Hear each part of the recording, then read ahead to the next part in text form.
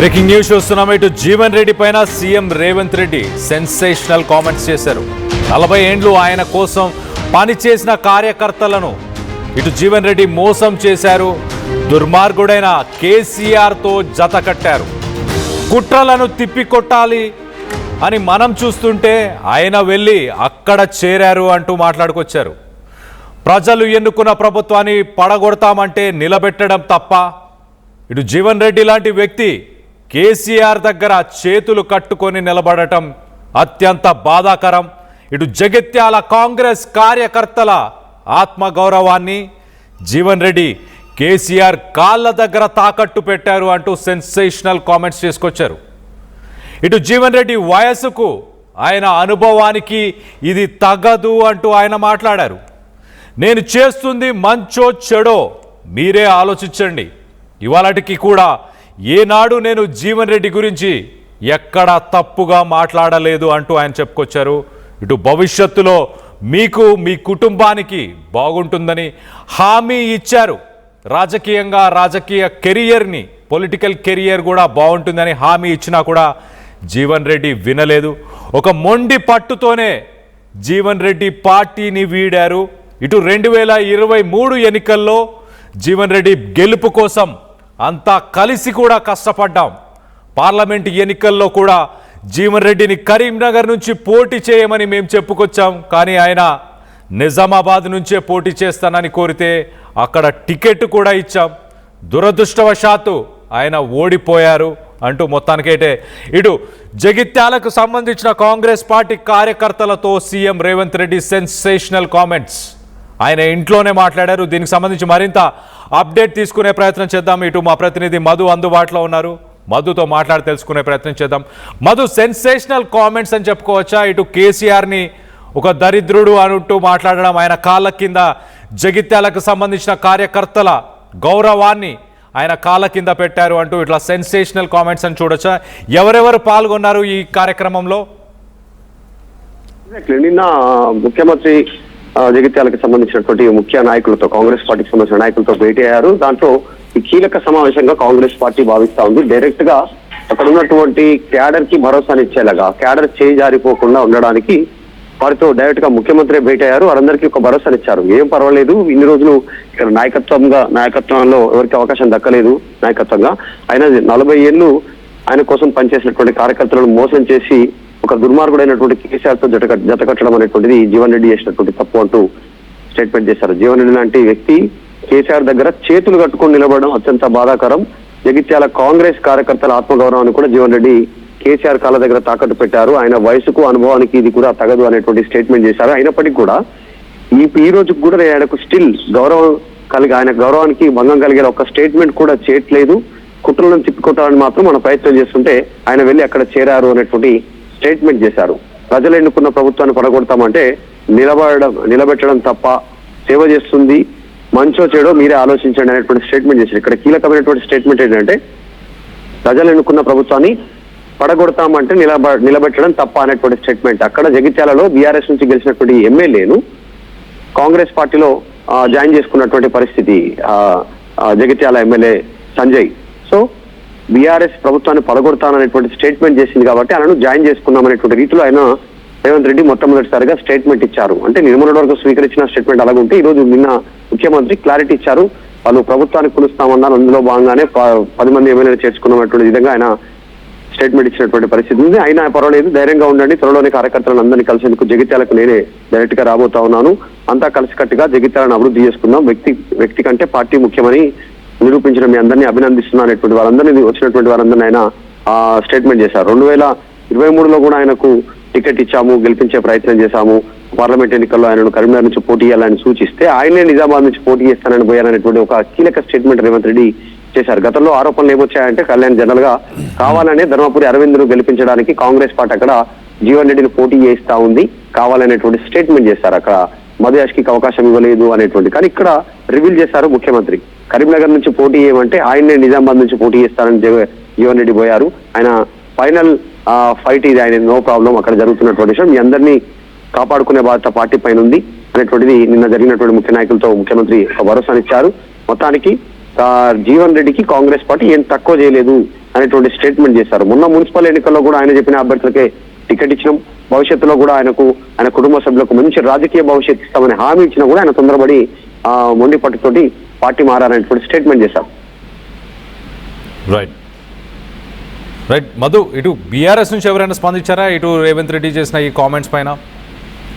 Exactly ఈ రోజు respond అయ్యేటువంటి అవకాశం ఉంది బీఆర్ఎస్ పార్టీ నుంచి. ఎందుకంటే ఈ నెల 20వ తారీఖు రోజున భారీ బహిరంగ సభ ద్వారా జీవన్ రెడ్డి జగిత్యాలలో అటు బీఆర్ఎస్ పార్టీలో జాయిన్ అవుతున్నారు. ఆ సభకు కేసీఆర్ హాజరవుతున్నారు. చాలా రోజులుగా ఏ జాయినింగ్ కూడా, అనేక జాయినింగ్ జరిగిన ఒక్క జాయినింగ్ కూడా కేసీఆర్ హాజరు కాలేదు. కేటీఆర్ సమక్షంలోనే జాయినింగ్ జరిగినటువంటి సిచ్యువేషన్. కానీ మొదటిసారి ఓటమి తర్వాత, అసెంబ్లీ పార్లమెంట్ ఎన్నికల ఓటమి తర్వాత, బై ఎలక్షన్స్ ఓటమి తర్వాత, మున్సిపల్ ఎలక్షన్స్ ఓటమి తర్వాత ఎలక్షన్స్ తర్వాత కేసీఆర్ జీవన్ రెడ్డి జాయినింగ్ కి సంబంధించిన ప్రోగ్రామ్ కి జాయిన్ కావడంతో కాస్త చర్చ కొనసాగుతా ఉంది. కొన్ని కీలక స్టేట్మెంట్ చేసేటువంటి అవకాశం ఉంది. కళ్యాణ్ యాక్చువల్గా ఈ మధ్యకాలంలో చూస్తే చాలా మంది కాంగ్రెస్ పార్టీలో ఎవరైతే టికెట్ దక్కడంలో అసంతృప్తికి సంబంధించిన నాయకులు ఉన్నారో వారంతా కూడా 1 by 1 బీఆర్ఎస్ పార్టీ వైపు చూస్తున్నారు. బీఆర్ఎస్ పార్టీలో జాయిన్ అవుతున్నటువంటి సిచ్యువేషన్ మనకు కనపడతా ఉంది, మనం చూసాం గతంలో. సో ఈ అదే కోవలో జీవన్ రెడ్డి కూడా పార్టీలో జాయిన్ అవుతున్నటువంటి సిచ్యువేషన్. ఇంతవరకు అయితే బీఆర్ఎస్ నుంచి రియాక్ట్ కాలేదు, ఇది రియాక్షన్ ఉండొచ్చు.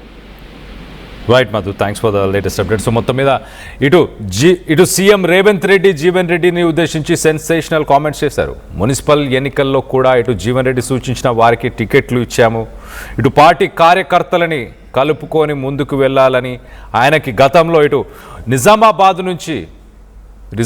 నుంచి టికెట్ ఇచ్చాము, ఆయన కరీంనగర్ నుంచి పోటీ చేయమన్నా కూడా ఆయన కోరినట్టు నిజామాబాద్ నుంచి టికెట్ ఇచ్చాము, ఆయనకి అలాగే తన ఫ్యామిలీ మెంబర్స్ అందరికీ కూడా పొలిటికల్ కెరియర్కి సంబంధించి హామీ ఇచ్చినా కూడా ఇటు కార్యకర్తలని మోసం చేశాడు, కార్యకర్తల గౌరవాన్ని తీసుకెళ్లి కేసీఆర్ కాళ్ళ దగ్గర పెట్టాడు అంటూ మొత్తానికైతే CM Revanth Reddy sensational comments. ఇటు నిజంగానే జీవన్ రెడ్డి పార్టీకి మోసం చేశాడా, పార్టీకి సంబంధించిన కార్యకర్తలను మోసం చేశాడని మీరు భావిస్తున్నారా? దీనికి సంబంధించి మీ అభిప్రాయాలు ఏంటనేది కింద కామెంట్ రూపంలో తెలియపరచండి. అలాగే ఇటు సీఎం రేవంత్ రెడ్డిని ఉద్దేశించి గతంలో కానీ ఇటు జీవన్ రెడ్డి మాట్లాడిన మాటలు ఒక్కసారి ఆయన మాటల్లోనే వినే ప్రయత్నం చేద్దాం. పీ ఫామ్లు ఇవ్వడం అంటే సమర్థులకు ఇస్తారా, ఇప్పుడు సమర్థత లేని వాళ్ళకి ఇస్తారా? ఇప్పుడు ఎన్నికల్లో పోటీ చేసే అవకాశం ఎవరికి కల్పిస్తారండి? నేను 6 పర్యాయాలు ఎమ్మెల్యే గెలవడం జరిగింది.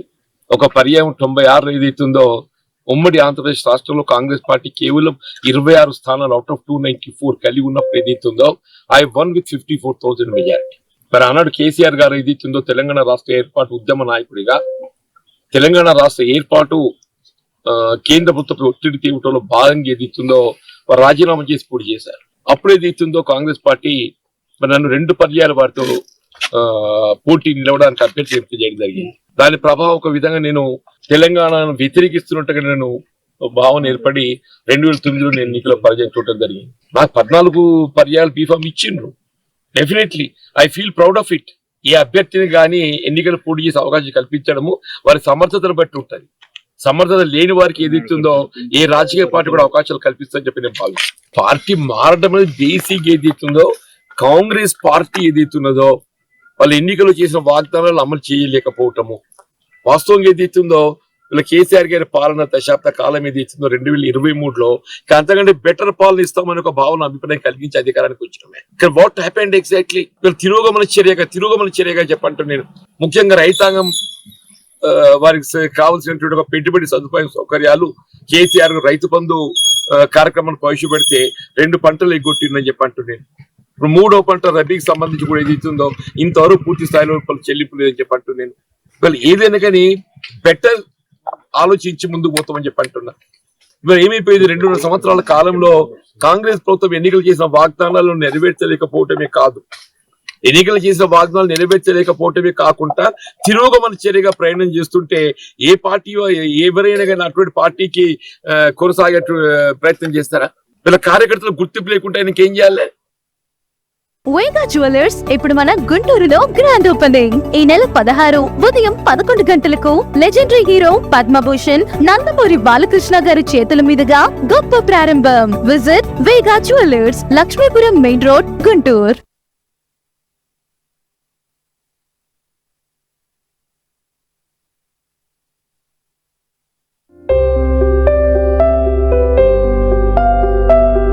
చిన్న చిన్న ఆనందాలు 35 ఏళ్లుగా నా జీవితంలో లేవు. 35 ఏళ్లుగా నేను డైపర్లలో బ్రతికాను. 6 సెంటీమీటర్ల ఫిస్టులా నా మూత్రాశయంలో లీక్ కారణమైంది. ఎవరూ నాకు సహాయం చేయలేకపోయారు.